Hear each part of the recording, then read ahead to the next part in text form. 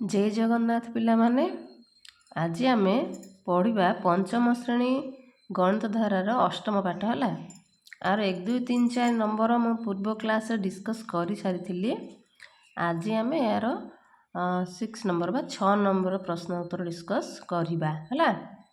तो देख 6 नंबर प्रश्न है प्रश्न गुड़िकर उत्तर दियो है। ये जो प्रश्न अच्छी ये प्रश्न गुड़िकर उत्तर दियो है। देख क नंबर कौन अच्छी 1 लक्ष इक्वल टू केते हजार है। 1 लक्ष समान केते हजार कही केते हजार को आम 1 लक्ष बोली कहवा आर उत्तर कौन है ना 100,000 है। 100,000 हेले 1 लक्ष हुए तो 1 लक्ष इक्वल टू केते हजार ना 100,000। जदि यही प्रश्न को से ओल्टी पचार था केते हजार इक्वल टू 1 लक्ष है सी कहता कौन केते हजार इक्वल 1 लक्ष तो से 100,000 होता कि जब पचार सी 100,000 इक्वल टू केते लक्ष तो ये हम 1 लक्ष है। सी गोटे प्रश्न को ही एग्जाम रे बारंबार ओल्टे पचारि थाई तो तुम्हें जदि ठीक रे बुझी तो तार आंसर करिपार। तापर आसला ख 4 अंक विशिष्ट बृहत्तम संख्याटी केते है। 4 अंक विशिष्ट बृहत्तम संख्याटी केते क्षुद्रतम संख्या और बृहत्तम संख्या मु वीडियो आनी नेक्स्ट क्लास रे तो ये खाली बुझी दियो 4 अंक विशिष्ट बृहत्तम संख्याटी केते है। तो 4 अंक बृहत्तम संख्याटी केते एकक दशक शतक हजार है। तुम्हें मैंने जानापी मु राइट साइड गणुची तुम्हें राइट साइड ही गणब है। एकक दशक शतक हजार 9,999 है। 4टी न है बृहत्तम संख्यार सबुठे 9 हुए एवं क्षुद्रतम संख्यार 1 और 0 हुए।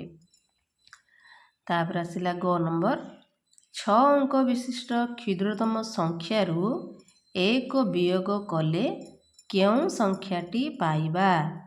6 अंक विशिष्ट क्षुद्रतम संख्या है 6 अंक विशिष्ट क्षुद्रतम संख्या किए पिले देख 1 लक्ष केमी 6 अंक है 1 2 3 4 5 6 है। मुझे क्षुद्रतम संख्यार 1 0 हुए और बृहत्तम संख्यार सब 9 संख्या थी तो 1 लक्ष हूँ कौन 6 अंक विशिष्ट क्षुद्रतम संख्या। तो सी कौन कही पिला माने ना 6 अंक विशिष्ट क्षुद्रतम संख्या रू माने कौन फेड़ाण है माइनस आम कौन इंग्लीश है रू मान हूँ फेड़ाण। तो 6 अंक विशिष्ट क्षुद्रतम संख्या रू माने 1 लक्ष रू 1 वियोग कले आम 1 वियोग करवा क्यों संख्याटी पाइबा है। आम वियोग कौन वियोग कले कौन हम 0 रू तो 1 जीवनी तो आम कौन करवा 1 को ये आने ये 10 है तापर ये नवा ये 10 है ये रहा 9 ये 10 है तापर आउ 1 ये आने ये 10 है एपट रहा 9 है एमती कर ए पाखक आने तो ये के 10 10 रु 1 गले के पिले 9 है। तो आ बाकी जहाँ सब जगह कौन अच्छी 9 संख्या अच्छी तो आ बाकी 4टी 9 आम पकेले है। तो कौन उत्तर आइला एकक दशक शतक हजार अयुत 9 अयुत 9,999 है। 6 अंक विशिष्ट क्षुद्रतम संख्यार 1 वियोग कले आम कौन उत्तर मिलला 9 अयुत 9,999 है। तापर आसवा घ नंबर को घ नंबर है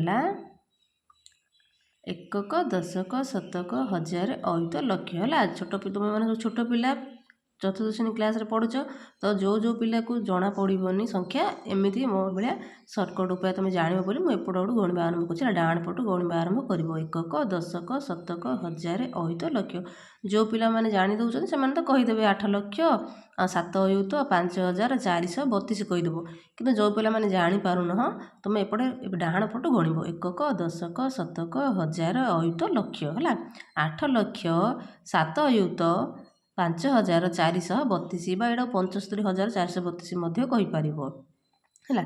तो सी कह संख्यार 5 और 3 अंकर स्थानीय मानर वियोगफल केते है। ये जो संख्या देती संख्यार कौन अच्छी 5 5 ये अच्छी है 5 स्थानीय मान केते पिले एकक दशक शतक हजार 5,000 ये मुझे लिखिली 5,000 है।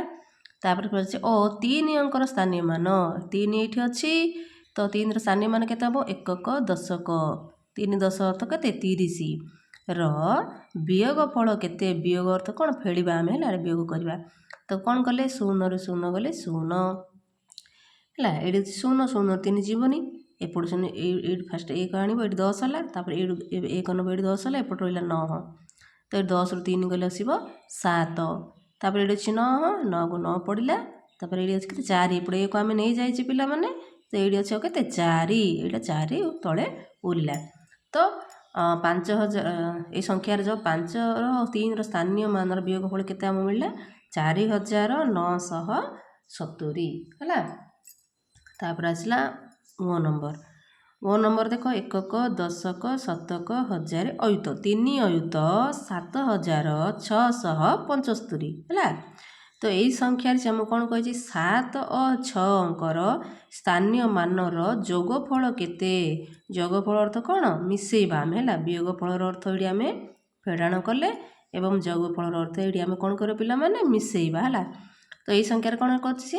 7 ଓ 6ର ଅଙ୍କର ସ୍ଥାନୀୟ ମାନ କରୁଛି। 7ର ସ୍ଥାନୀୟ ମାନ କେତେ ହେବ ପିଲେ? ଏକକ, ଦଶକ, ଶତକ, ହଜାର, 7000 ହେଲା। ମୁଁ ଲେଖିଲି 7000। ତାପରେ ଆସିଲା 6 ଅଙ୍କର ସ୍ଥାନୀୟ ମାନ। 6 ଅଙ୍କର ସ୍ଥାନୀୟ ମାନ କେତେ? ଏକକ, ଦଶକ, ଶତକ। ଶତକ ଅର୍ଥ କ'ଣ? 6 ଶତକ ବା 600 ହେଲା। ଆକୁ ଆମେ କ'ଣ କରିବା? ମିଶେଇବା। ମିଶେଇଲେ କ'ଣ ହେବ? 0ରେ 0, 0ରେ 0 ମିଶିଲେ 0, 0ରେ 6 ମିଶିଲେ 6, 7କୁ 7, 7600 ହେଲା। ଏଇ ସଂଖ୍ୟାରେ 7 ଓ 6 ଅଙ୍କର ସ୍ଥାନୀୟ ମାନର ଯୋଗଫଳ କେତେ ଆସିଲା? 7600 ହେଲା।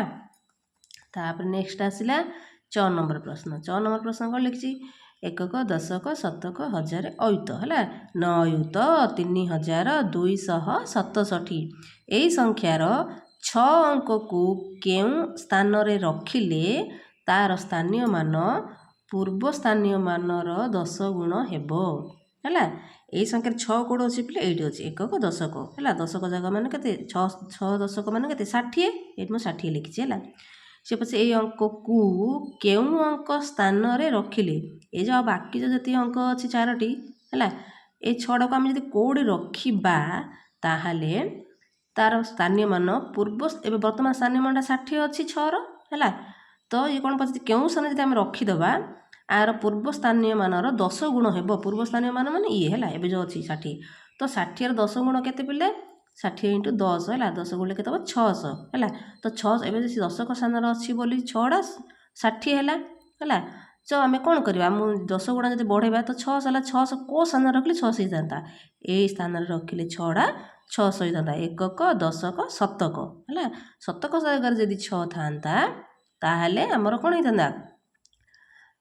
10 ଗୁଣ ହେଇଥାନ୍ତା। ପୂର୍ବ ସ୍ଥାନୀୟ ମାନର 10 ଗୁଣ ହେଇଥାନ୍ତା। ତ ଉତ୍ତର ହେଲା କ'ଣ? ଶତକ ହେଲା।